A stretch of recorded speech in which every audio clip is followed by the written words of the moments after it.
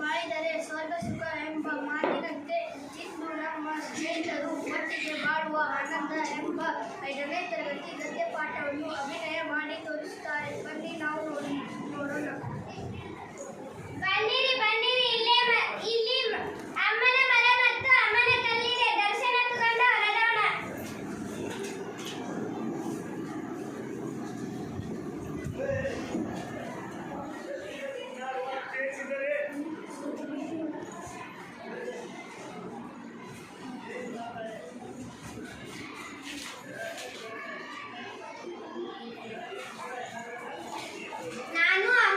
ನಾನು ಬೇವಿನ ಮರ, ಜನ ನನ್ನನ್ನು ಅಮ್ಮನ ಮರ ಎಂದು ಕರೆಯುತ್ತಾರೆ. ನಾನು ಕಲ್ಲು, ನನ್ನನ್ನು ಅಮ್ಮನ ಕಲ್ಲು ಎಂದು ಕರೆಯುತ್ತಾರೆ.